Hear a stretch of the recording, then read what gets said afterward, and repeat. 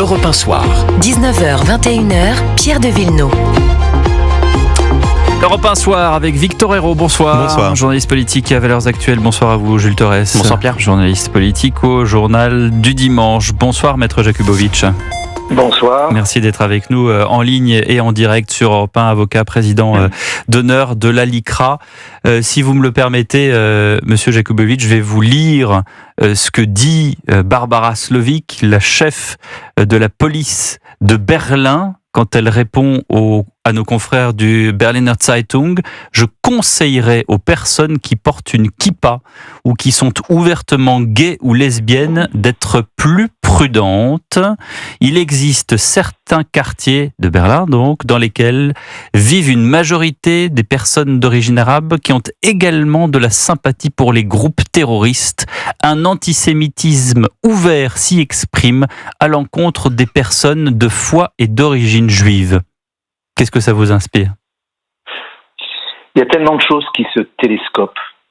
Bien sûr, cet aveu d'impuissance terrifiant. Voilà la chef de la police de Berlin qui dit voilà, on ne peut pas vous protéger, on ne peut pas garantir votre sécurité. Vous qui êtes juif, vous qui êtes homosexuel. Évidemment, quand je parle de télescopage, bien sûr, comment ne pas penser à l'histoire ? Berlin, la chef de la police de Berlin. Les juifs, les homosexuels, les francs-maçons, les handicapés, les communistes. Pardon, mais forcément, peut-être jugera-t-on que je vais trop loin, mais c'est toute cette histoire qui revient, qui remonte, avec une terrifiante actualité qui est celle de notre temps.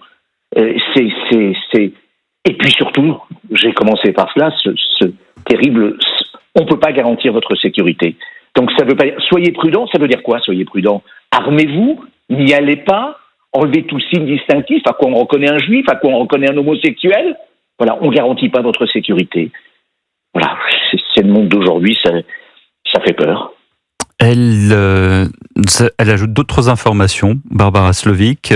Elle dit que depuis le 7 octobre 2023, il y a eu plus de 6200 enquêtes, 6200 enquêtes pour antisémitisme qui ont été ouvertes. Nombre d'entre ces enquêtes portent sur des messages haineux écrits sur les réseaux sociaux, mais aussi des actes de vandalisme, des actes de rébellion, des interpellations. Voilà, on se souvient également de cette synagogue à Berlin qui avait été attaquée au cocktail Molotov peu après le 7 octobre.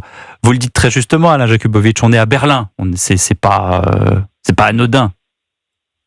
Oui, mais franchement, on pourrait être ailleurs. C'est ce qu'elle dit d'ailleurs. Elle dit dans de nombreuses métropoles, il convient d'être vigilant dans certains lieux publics pour se protéger de toute délinquance. Écoutez, la Belgique, le Danemark, et puis, disons-le, la France qui porte son propre lot. C'est jusqu'où, jusqu'à quand, et surtout, la chef de la police, là, on est sur...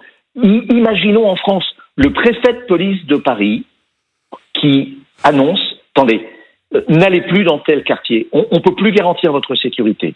Pas possible. Transposons cela chez nous, et nous devons le transposer. Et elle va très loin parce qu'elle vise les auteurs aussi, disons-le clairement. Est-ce que elle dit voilà d'où ça vient, et là pour le coup, il faut bien le dire clairement, elle ne vise pas l'extrême droite allemande, quoi, même si elle existe et qu'elle est très virulente, très violente, c'est pas de cela dont elle parle. Et justement, Jules Torres, je ne fais que ce constat. Bonsoir maître. Justement, elle se garde bien de nommer un certain nombre de mouvements, qu'ils soient politiques ou pas, ou associatifs. Je parle pas forcément de la situation à Berlin, mais je parle de toutes les capitales européennes. Aujourd'hui, si cet antisémitisme d'atmosphère ne vient pas de l'extrême droite, d'où vient-il ? Et est-ce que vous pouvez mettre des mots sur cet antisémitisme ? Alors d'abord, il y a un mot que j'enlève dans votre propre propos. Moi, j'ai horreur du terme d'antisémitisme d'atmosphère. Atmosphère, on connaît dans notre langage. Non, c'est pas de l'atmosphère, c'est une réalité. Ça veut dire qu'il est partout. Arrêtons avec cet antisémitisme d'atmosphère. Les gens qui enlèvent leur kippa dans la rue, c'est pas à cause de l'atmosphère.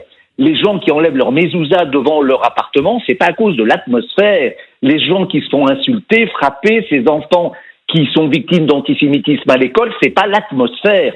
Faut arrêter avec les mots. Nommons les choses.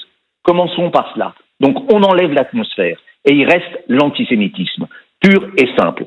Alors, oui, bien sûr, enfin, moi, encore une fois, je suis pas chef de la police de Berlin, mais elle vise des quartiers. Elle dit clairement qu'elle ne garantit pas la garantie dans tel ou tel quartier, et elle parle de terrorisme. C'est pas moi qui en parle, c'est elle. Maître, là, je vous trouve très frileux. Je vous trouve très frileux pour citer Barbara Slovic. Elle dit quand même des personnes d'origine arabe. Alors, je ne sais pas si vous partagez ou non son constat à elle, mais quand on vous demande quelle est l'origine de cet antisémitisme, on vous demande une origine précise. On vous demande pas des quartiers. Vous nous parlez d'atmosphère. Moi, je vous demande qui. Écoutez, moi je ne parle pas, c'est la chef de la police de Berlin qui parle. C'est elle qui cite les mots. Selon vous, en France, moi je les entends. Est-ce que en fait, la question de Victor Hérault, pour faire simple, elle dit qu'il y a des personnes d'origine arabe qui ont également de la sympathie pour les groupes terroristes. Ce sont des propos qui sont traduits, je précise, parce qu'évidemment, elle parle en allemand. Mais bon, l'idée y est. Des personnes d'origine arabe qui ont également de la sympathie pour les groupes terroristes. La question de Victor, c'est est-ce qu'on a la même chose en France ? Écoutez, demandez au préfet de police, mais apparemment, malheureusement, il semble bien que oui, clairement. Mais il n'y a pas que des gens d'origine arabe, clairement, qui ont des sympathies pour le terrorisme. Regardez du côté de LFI, on a quand même des gens, je ne sais pas s'ils sont d'origine arabe ou pas, et je m'en fous, mais en tout cas, ils ont clairement des sympathies pour le terrorisme, puisqu'ils sont des soutiens du Hamas, du Hezbollah, etc. Enfin, mais est-ce que c'est le même antisémitisme ? Est-ce qu'il y a un antisémitisme politique qui consiste à aller chercher des populations, comme dit Barbara Slovic, justement des personnes d'origine arabe qui ont viscéralement de la sympathie pour des groupes, comment dirais-je, terroristes, ou est-ce qu'il y a, et puis il y a ceux que vous dites qui ont pas forcément cette même ce même mantra. Peut-être que c'est électoral, politique, même si après ça revient au même. On est d'accord. Voilà, mais quand vous me dites est-ce que c'est le même antisémitisme, franchement, vous préférez crever de la peste ou du choléra ? Quand un juif est victime d'antisémitisme, pouvant aller jusqu'à la mort, qu'est-ce qu'il en a à faire que ça vienne de l'extrême droite ou de l'extrême gauche ? Je veux dire, c'est de l'antisémitisme. Moi, j'aime pas d'ailleurs qu'on parle d'un autre antisémitisme. L'antisémitisme, c'est l'antisémitisme. C'est la haine du juif. Alors après, on pourra expliquer le pourquoi, le comment, l'histoire, tout ce qu'on veut. Mais au bout du compte, pour les gens qui en sont victimes, de cela et d'autres choses d'ailleurs, qu'est-ce que ça change ? Qu'est-ce que ça change ?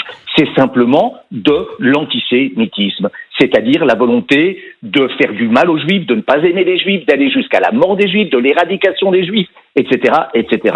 Et c'est valable d'ailleurs sur d'autres thématiques que sur l'antisémitisme. Voilà, mais c'est de cela dont nous parlons aujourd'hui, parce que malheureusement, c'est à nouveau cela l'actualité. Merci Maître Alain Jakubowicz d'avoir été en direct avec nous dans Europe 1 Soir, avocat président d'honneur de la LICRA. Dans un instant, on se retrouve avec Jules Torres, avec Victor Hérault pour passer en revue l'actualité du jour. À tout de suite.